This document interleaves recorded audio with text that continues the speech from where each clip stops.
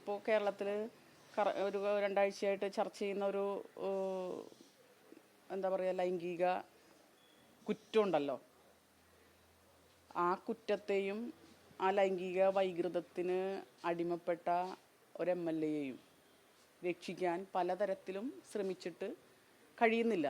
അതിപ്പോൾ പ്രത്യേകിച്ച് നിയമസഭ കൂടുന്നു, അതിനകത്ത് എല്ലാ പ്രതിരോധങ്ങളും കരുത്തോടെ എടുക്കാം എന്ന് വിചാരിച്ച UDF-നും കോൺഗ്രസിനും അതിന് കഴിയാത്ത ഒരു നിസ്സഹായാവസ്ഥ ഉണ്ട്.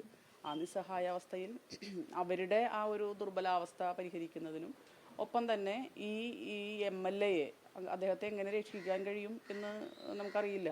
നിങ്ങൾക്കറിയാലോ, മാധ്യമങ്ങളിലടക്കം അതിൻ്റെ കാര്യങ്ങൾ ചർച്ച ചെയ്യുന്നു.